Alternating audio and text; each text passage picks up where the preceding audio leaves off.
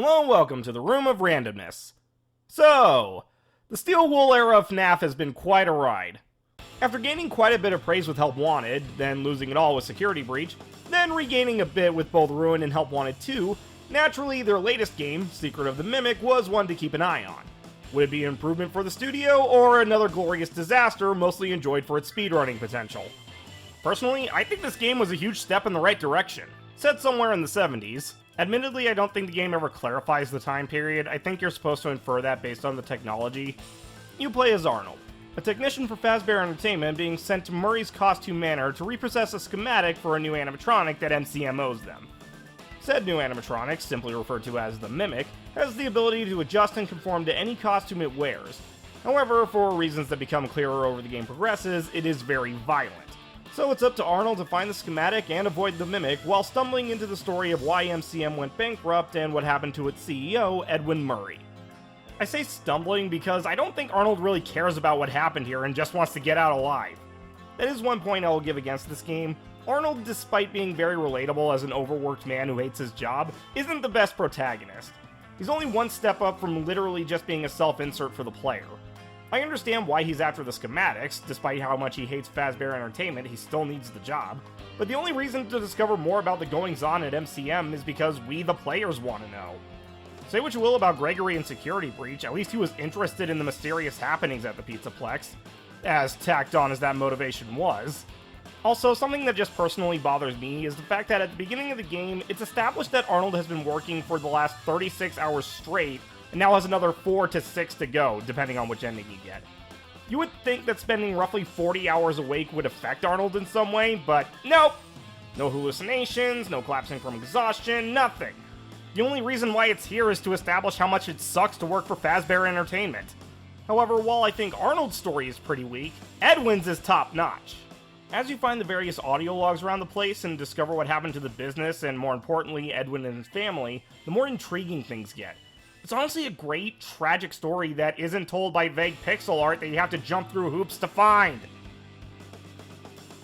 Sorry, despite being very interesting, I really hate Scott-era's storytelling. But of course, the story means nothing without good gameplay to back it up. And of course, the big question is, does this game succeed where Security Breach failed?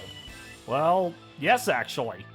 When Security Breach's Ruin DLC launched, it was clear that Steel Wool took all the criticisms the base game had to heart and tried to rectify them. And, arguably, course-corrected a little too hard in some areas. Most notably, the base game felt way too open, and then Ruin felt way too linear. However, Secret of the Mimic found a nice balance between the two.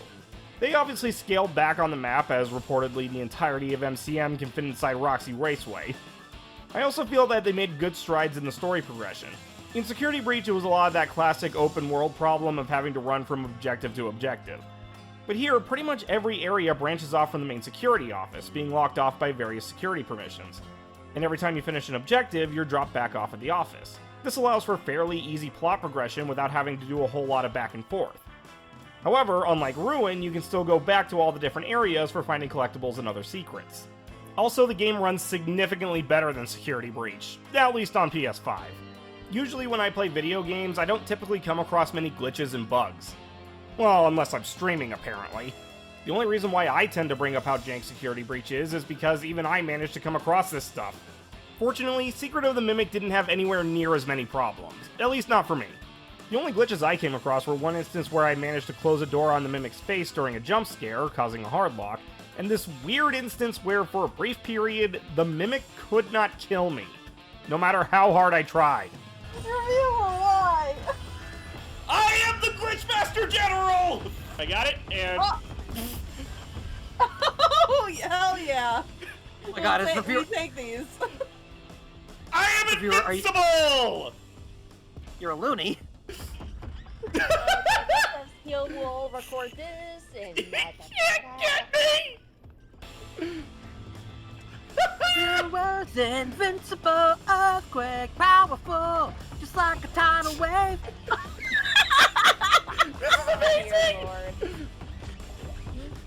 Okay. And, okay. Speaking of the Mimic, I have mixed feelings on it. The whole gimmick with Mr. McMimic is that while he's the only animatronic to deal with in this game, almost every room is filled with various mascot costumes. And every time you enter a new room, or reload from a death, which costume it inhabits changes, with a few scripted exceptions. This means anytime you enter a room, you'll never know which costume will come to life and attack you, meaning you always have to be on your toes. Now, on its own, this is a fantastic idea for a horror game enemy, allowing the paranoia to build as you're never sure where is safe. However, the problem comes in when the damn thing can teleport. I've had instances where the Mimic was walking around the other side of a room while I'm hiding, only for a different costume to come to life right in front of me. While it is scary, I feel like it's unfair as a gameplay mechanic. In my opinion, once you enter a room, the Mimic should be locked into one costume until either you leave or you die. Overall, Secret of the Mimic is a huge improvement over Security Breach, and may have even dethroned it as my favorite FNAF game. I'm the Review Reviewer, this has been The Room of Randomness.